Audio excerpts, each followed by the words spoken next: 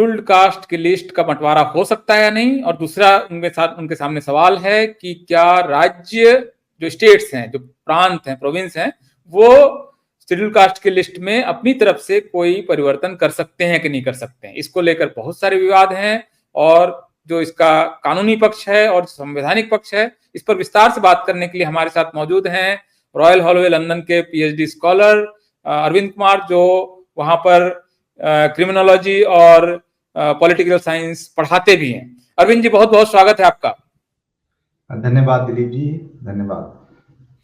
तो आप हमें एक जर्नी पर ले जाइए कि ये पूरा विवाद क्या है और इसमें मेन कॉन्स्टिट्यूशनल क्या क्या इश्यूज हैं, हम आपसे डिटेल में जानना चाहते हैं अरविंद जी।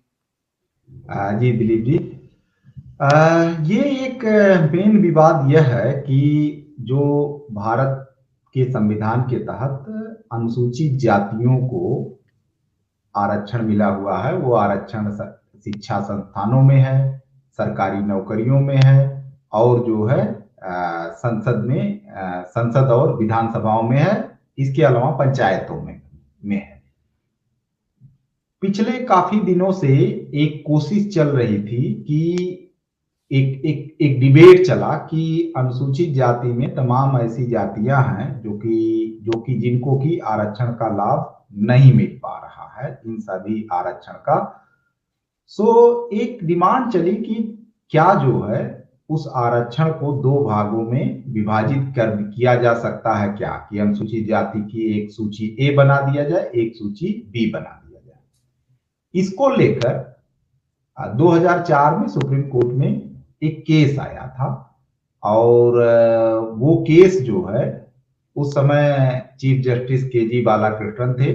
उन्होंने वो चिनैया नाम से जजमेंट था, चिनैया जो है उन्होंने उसको चैलेंज किया होगा, आंध्र प्रदेश से वो केस इमर्ज हुआ था, और यहां आने के बाद वह केस सुप्रीम कोर्ट की 5 जजों की एक संविधान सभा की संविधानिक बेंच बैठी, जिसको उस समय भारत के chief justice KG Balakrishnan here कर रहे थे, और उन्होंने उसको पाया कि यह जो है अनुसूचित जाति के अंदर दो कैटेगरी नहीं बनाया जा सकता है। पहला चीज तो ये उस जजमेंट में ये तय कर दिया गया था।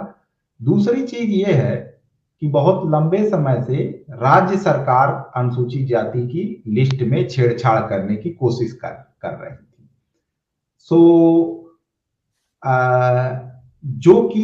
जो कि इलीगल था। केंद्र सरकार बार बार कह देती थी कि हाँ ये गलत है, और वो कोर्ट से स्ट्रक डाउन हो जा रहा था।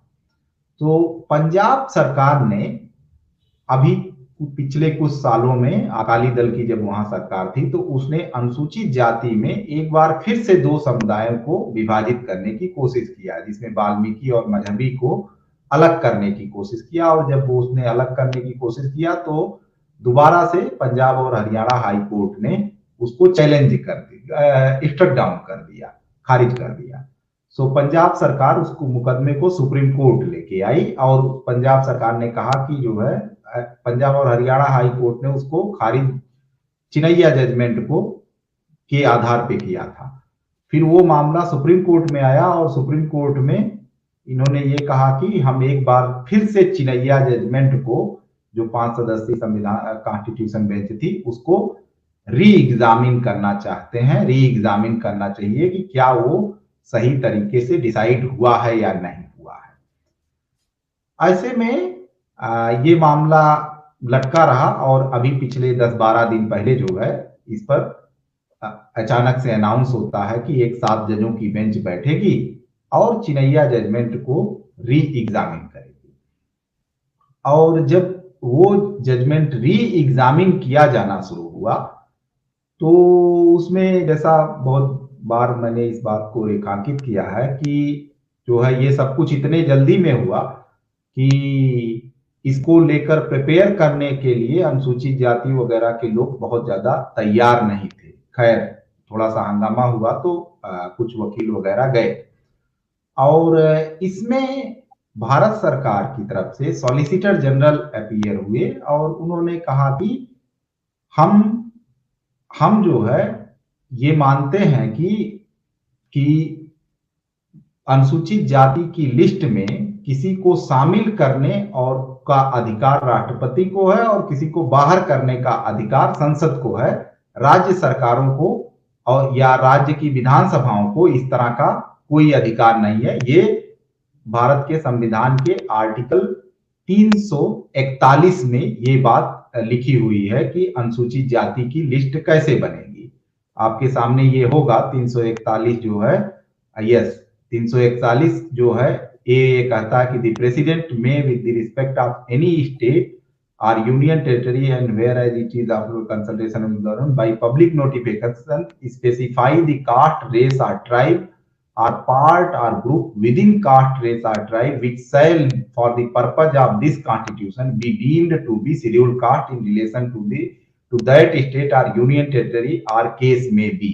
ये जो है 341 ए है भारत के संविधान का आर्टिकल, जिसमें ये कहा गया कि राष्ट्रपति किसी भी राज्य में वहां की सरकार और उनके गवर्नर के से कंसल्ट करते हुए नेशनल कमीशन शेड्यूल कास्ट और शेड्यूल ट्राइब से कंसल्ट करके पब्लिक नोटिफिकेशन से ये जारी करेंगे कि कौन सी जातियां या जातियों का समुदाय जो है शेड्यूल कास्ट है।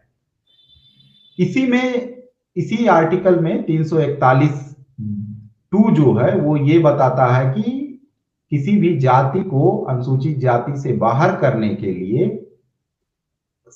केवल संसद को ही ये पावर है, वो पावर राज्य की सरकारों को, राज्य की विधानसभाओं को नहीं है। ये एक मोटा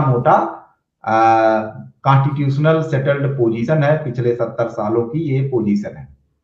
नाउ अब पंजाब सरकार वगैरह ने ये कहना शुरू किया कि ये पोजीशन, ये कहना कि अनुसूचित जाति को में विभाजन नहीं हो सकता है, ये गलत है, क्योंकि भारत के संविधान के अनुच्छेद 16(4) में राज्यों को अधिकार दिया गया है। अगर आप 16(4) दिखा सकें,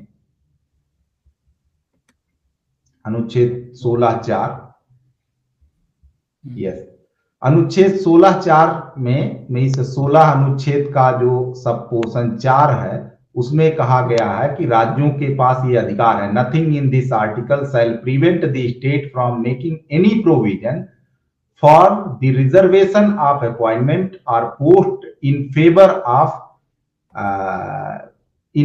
of any backward class of citizen which in the opinion of state is not adequately represented in the services under the state.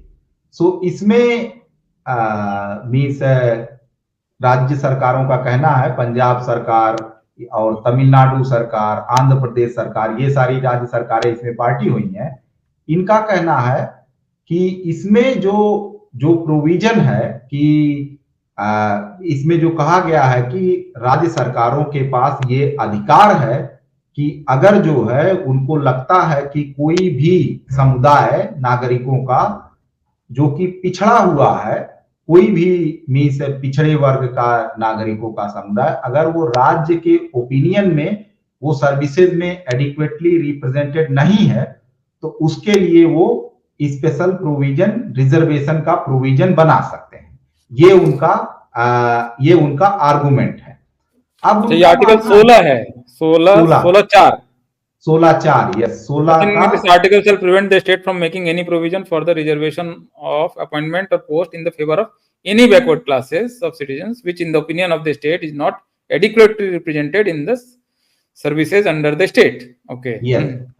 सो इनका कहना है कि अनुसूचित जाति में कुछ जो है जातियां बैकवर्ड, पिछड़ी रह गई हैं, तो इस वजह से इस अनुच्छेद का उपयोग करते हुए या इस अनुच्छेद के उपयोग करके जो है उनको राज्यों में नौकरी दी गई है, नौकरियों में आरक्षण दिया गया है, और इसका उपयोग करते हुए हम कुछ जातियों को उसमें डिवाइड कर सकते हैं। ये जो है ये गवर्नमेंट की अलग अलग राज्यों की पोजीशन है, जो उनका कहना है कि अगर जो है अनुसूचित जाति की सूची में शामिल जातियां कुछ कुछ पिछड़ी रह गई हैं, नौकरियों में एडिक्वेटली नहीं रिप्रेजेंटेड हैं, तो राज्यों का कहना है कि अनुच्छेद 16(4) के तहत हमारे पास पावर है कि हम उसको डिवाइड कर सकें। ये उनका जो है असर्शन है। राइट। जबकि अगर आप भारत के संविधान का 341 का 41(2) को अगर आप पढ़ेंगे तो वो कहता है कि अनुसूचित जाति में किसी जाति को बाहर या अंदर करने का पावर केवल पार्लियामेंट के पास है, वो किसी अन्य के पास नहीं है। यही जो है मूल कॉन्स्टिट्यूशनल सवाल को लेकर राज्य सरकारों ने दलील देना शुरू किया। सो इसमें जो है केंद्र सरकार ने इस चीज को तो डिफेंड किया कि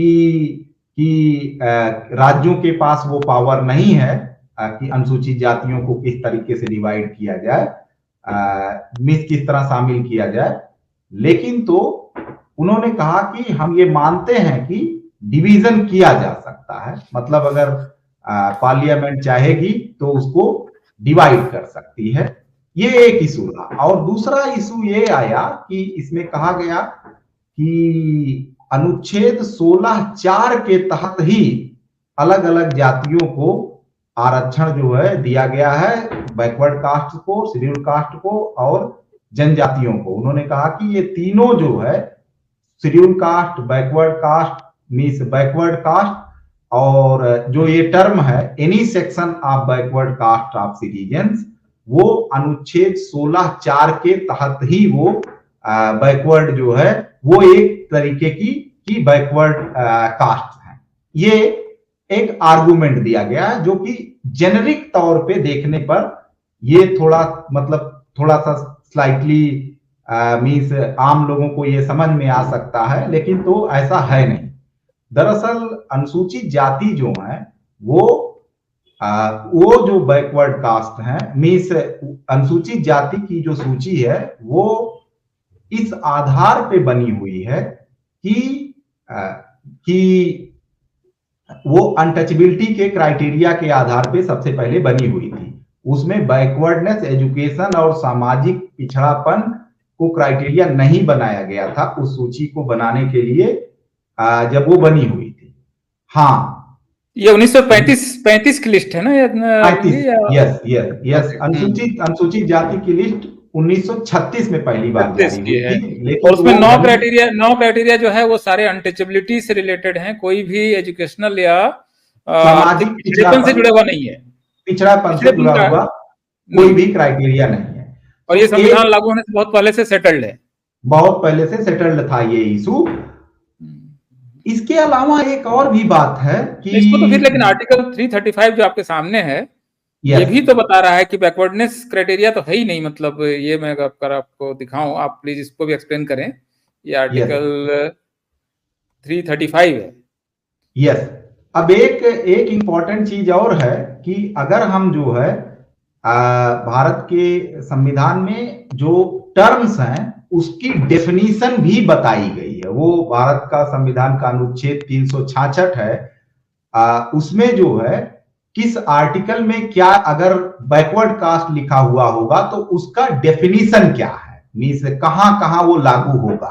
तो अगर आप 366 को देखें एक बार जो है 366 में जो शेड्यूल कास्ट और बैकवर्ड कास्ट का टर्म का जिक्र है वो कहां लागू होता है, इसको अगर आप एक बार दिखा पाए तो, या वो दिखाई दे रहा है?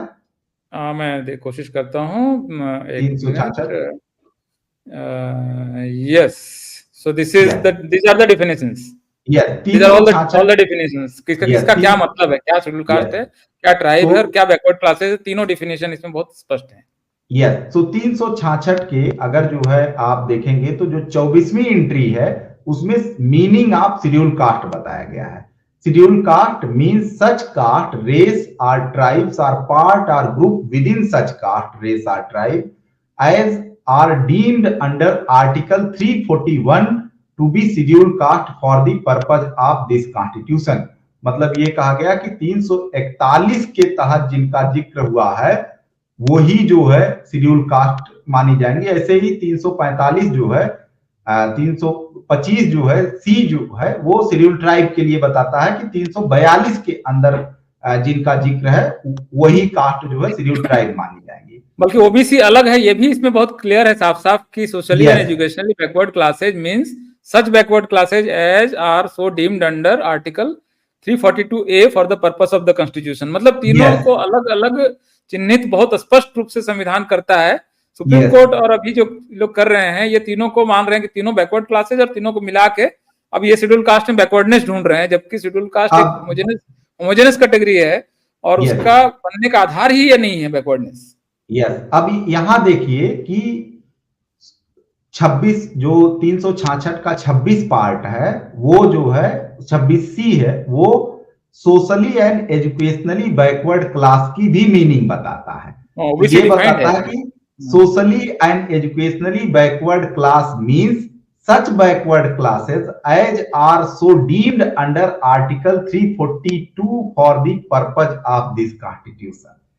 सो 342 जो है 26 को यहां पर socially and educationally backward class की जो मीनिंग है भारत के कॉन्स्टिट्यूशन में उसको भी बताया जा रहा है कि वो कॉन्स्टिट्यूशन का उसका मतलब ये होगा कि 342 में ए में जो बैकवर्ड कास्ट डिक्लेयर होंगी वो जो है उनको कंसीडर किया जाएगा। अब अगर आप ये देखिए कि एक बार जो है आप 16A को 16(4) को और इसको दोनों को एक साथ पढ़ा जाए meaning of the backward classes का 16(4) को यहां देखिए कि इन favour of any backward classes any backward class of citizen जो यहां टर्म यूज हुआ है और इसको आप उसी के साथ जो socially and educationally backward classes जो टर्म है वो टर्म केवल और केवल अप्लीकेबल होता है जो क्लासेस 341 के तहत डिक्लेयर्ड है। क्योंकि उसकी डेफिनेशन वहां बताई गई है कि सोशली एंड एजुकेशनली बैकवर्ड जो क्लास हैं socially and educationally backward classes mean such backward classes as are deemed under article 342A for the purpose of this constitution. So ये जो है अगर शेड्यूल कास्ट के अंदर अगर जो है socially and educationally backward classes को सेपरेट करना होगा तो उसके लिए ये समझिए कि भारत के संविधान में एक संशोधन करना होगा और संशोधन करके ये डालना होगा कि socially and educationally backward classes mean such backward classes are deemed under article 342 for the purpose of this constitution और आगे डालना होगा 341 और 342 के अंदर भी जो डिक्लेयर तब तीनों कैटेगरी बैकवर्ड क्लास बनेगी, तब तीनों बैकवर्ड क्लास बनेगी socially and educationally backward class. नहीं तो ऐसा तो नहीं अरविंद जी, इनको समझ में नहीं आ रहा है मतलब, लेकिन हाँ हो सकता है किसी ने अभी ढंग से बताया नहीं है इनको जो है ये किसी ने बताया नहीं होगा। ये जो है इनको पढ़ाना चाहिए ना फिर ढंग से भाई देखो। हाँ तो अगर लेकिन तो और गलती होती है कई बार लोगों से, लगता है कि उनको आता है लेकिन होता है हो सकता है कि नहीं आता हो। ये संभव है कि वो गफलत में ये कर रहे हो।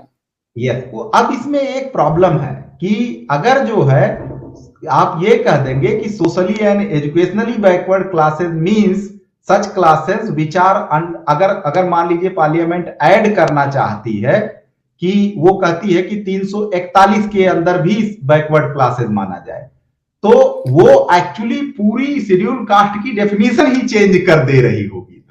yes. तो ये एक डेंजर है। इस वजह से पार्लियामेंट ने हमेशा ये इंश्योर किया कि जब भी अमेंड किया तो socially and educationally backward class citizens जो है वो आर्टिकल 340 342 उसके तहत जो डिक्लेयर्ड है उन्हीं के लिए ये डेफिनेशन अप्लाई हुई थी। अब ये क्या करने की कोशिश कर रहे हैं, ये कह रहे हैं कि ये जो डेफिनेशन है socially and educationally backward classes ये हम लागू करेंगे उसमें भी मीन्स वो डेफिनेशन को शेड्यूल कास्ट में भी लागू करेंगे, जबकि कॉन्स्टिट्यूशन बिल्कुल प्लेन रीडिंग में कहता है कि जो है आप नहीं लागू कर सकते हैं, और ये कह रहे हैं हम लागू इसको आर्टिकल 16 के तहत जो हमारी पावर है हम उसको यूज करते हुए करेंगे। तो ये बहुत जो है बहुत क्लियर, बहुत एक बदमाशी किए जाने की कोशिश हो रही है। एक और भी इसमें इंपॉर्टेंट बात है कि शेड्यूल कास्ट का आरक्षण जो है वो भारत के संविधान के किस आर्टिकल के तहत आता है। सो जजेज का या जो तमाम जो है जजमेंट जजेज ने दिए हैं उन लोगों ने ये उसमें ये कहने की कोशिश किया है कि अनुसूचित जाति और जनजाति का आरक्षण अनुच्छेद 16(4) के तहत आता है, जो कि एक गलत प्रोपोजिशन है। हालांकि इसको बहुत बार सुप्रीम कोर्ट अपने जजमेंट में बोल चुका है इधर उधर से, लेकिन ये गलत है। अनुसूचित जाति और जनजाति का आरक्षण, सरकारी नौकरियों में आरक्षण जो है वो अनुच्छेद 335 के तहत आता है। 335 देखिए ये कहता है the claim of the members of schedule caste and schedule tribe shall be taken into consideration consistently with the maintenance of efficiency of administration in the making of appointment to services and post in connection with the affair of union or a state। so ये जो है ये इस अनुच्छेद 335 बहुत ही clearly तरीके से बताता है कि जब भी अपॉइंटमेंट किया जाएगा उसमें शेड्यूल कास्ट और शेड्यूल ट्राइब का कंसीडरेशन मैंडेटरली कंसीडर किया जाएगा। यहां एक बात और भी ध्यान देने की जरूरत है कि जो अनुच्छेद 335 है उसमें लिखा गया shall be taken into consideration, जिसका मैंडेटरी करना पड़ेगा, मतलब है कि करेगी, मैंडेटरी करना ही पड़ेगा। मतलब उसमें सरकार के सामने कोई चारा नहीं, क्योंकि 335 अनुच्छेद 26 जनवरी 1950 को ही लागू हो गया। जजेज कह रहे हैं कि जो शेड्यूल कास्ट का रिजर्वेशन वो अनुच्छेद 16(4) से आता है। अगर आप अनुच्छेद 16(4) दिखाएं, अनुच्छेद 16(4) में कहीं बैकवर्ड शेड्यूल कास्ट का जिक्र ही नहीं, उसमें लिखा है any backward classes of citizen.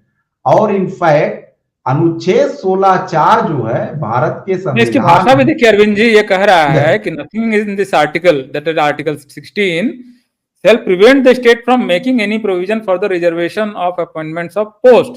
तो इसका मतलब हुआ कि ये जो है ये 16 फॉर मैंडेटरी नहीं है, इसीलिए संविधान लागू होने के दिन से लागू नहीं हो पाया।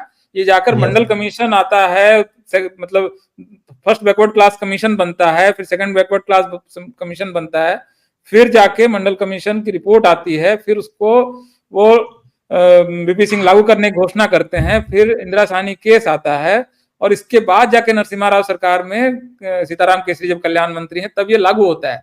तो दो को इसलिए भी समझना बहुत जरूरी है कि जो शेड्यूल कास्ट का रिजर्वेशन है वो संविधान लागू होने के दिन से लागू है, क्योंकि वो मैंडेटरी है, उसमें आप कोई इफ एंड बट नहीं कर सकते हैं। लेकिन ओबीसी में क्योंकि इफ एंड बट कर सकते हैं, तो जब बाबा साहब ने इस्तीफा दिया तब उसमें भी कहा है कि बैकवर्ड क्लासेस के लिए हमने एक प्रावधान किया है 340, आप उसको लागू नहीं क्यों कर रहे हैं, ये उन्होंने एक कारण बताया अपने इस्तीफे का। तो उसमें क्योंकि एक गुंजाइश थी कि मतलब स्टेट चाहे तो कर सकता है टाइप वाला भाव है 16(4) का, जबकि 335 में है करना ही है आपको, मतलब करना ही पड़ेगा। हाँ, यस करना ही पड़ेगा।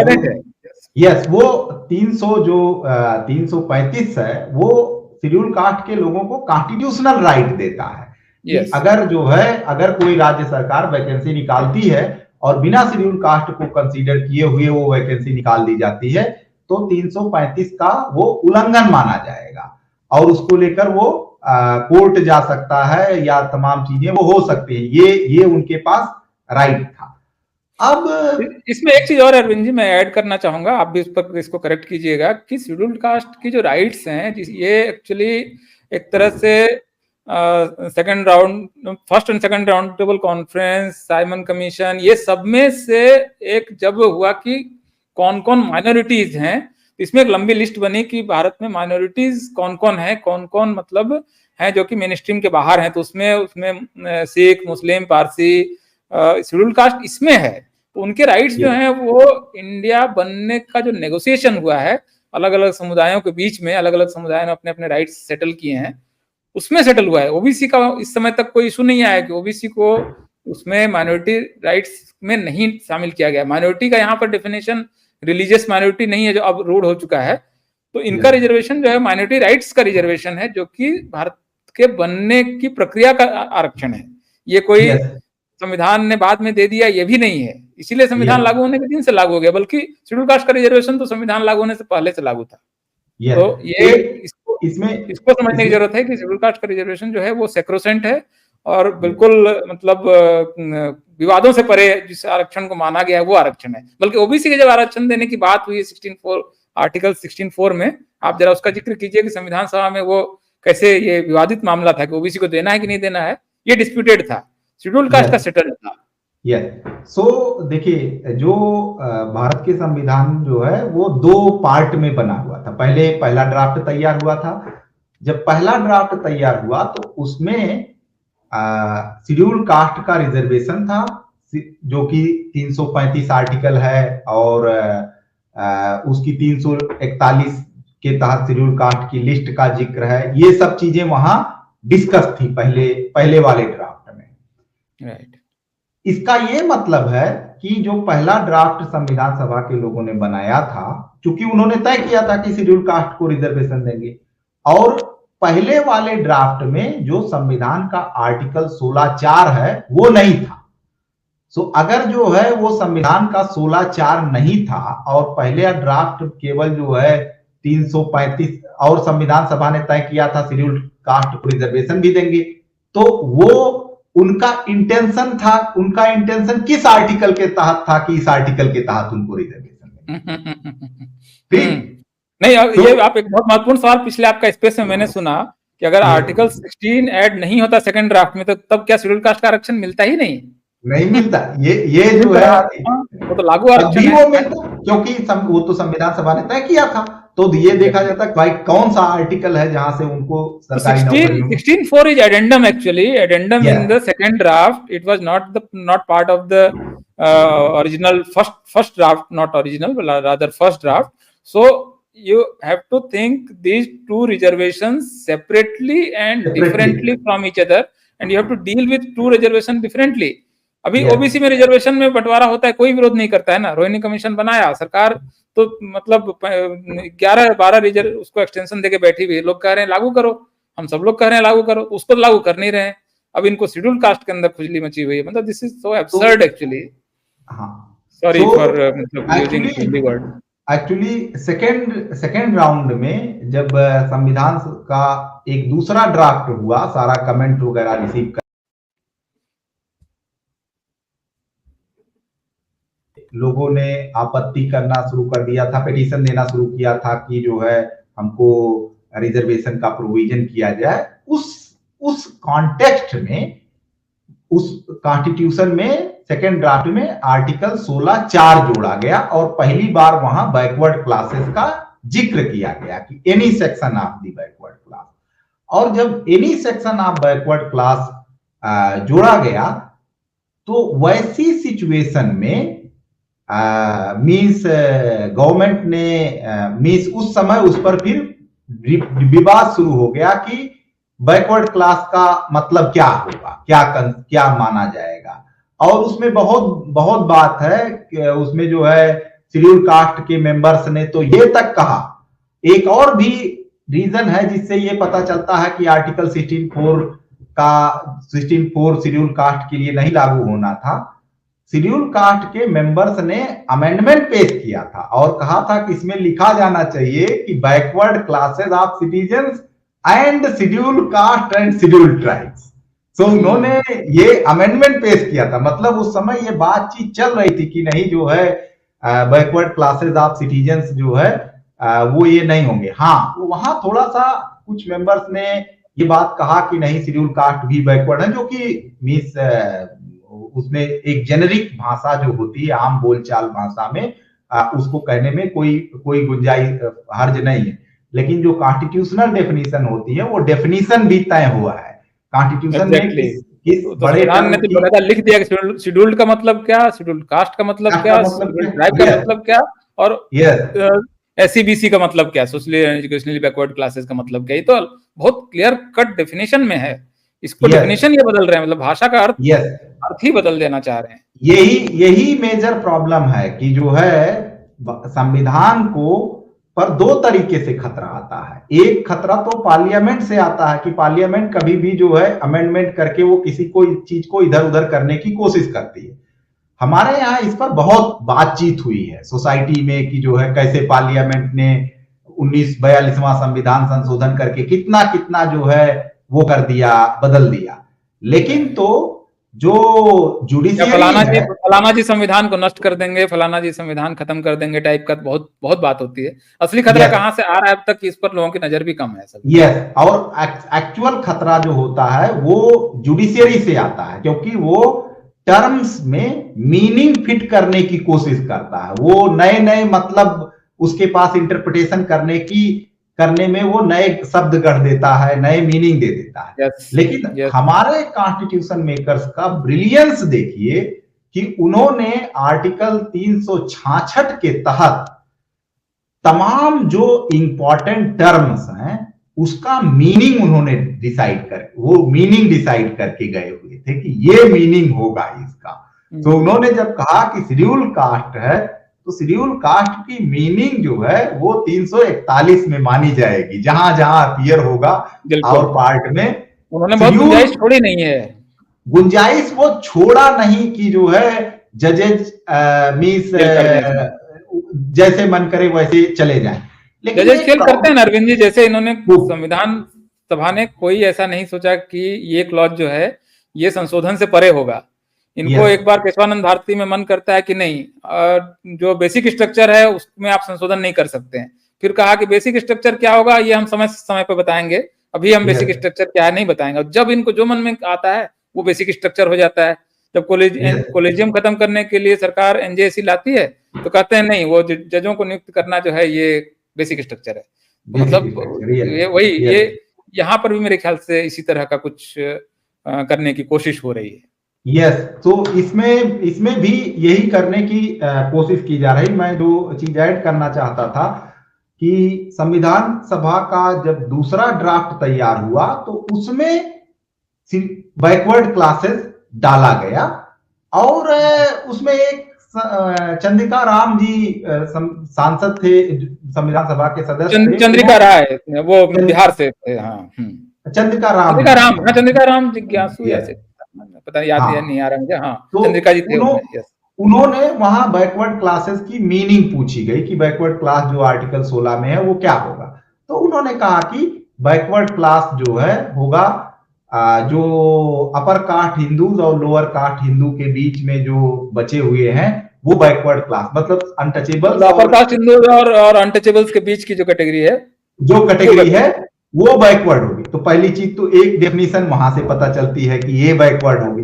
दूसरी चीज ये थी कि जो है तमाम रिलीजियस माइनॉरिटीज के मेंबर्स ने कहा कि बहुत ढेर सारे जातियां जो है वो हमारे यहाँ भी बैकवर्ड हैं, तो उनको भी कंसीडर किया जाए। तो इस वजह से ये उसकी डेफिनेशन को थोड़ा वेग छोड़ा गया कि बहुत क्लियरली उसे डिफाइन नहीं किया गया। हालांकि एक इसका डर जो आज ये चीफ जस्टिस वगैरह करने की कोशिश कर रहे हैं, इसका डर उस समय अनुसूचित जाति के सदस्यों को था कि ये जो टर्म बैकवर्ड क्लासेस अभी ये यूज करना शुरू कर दिए हैं इसका जो है मिसयूज हो सकता है।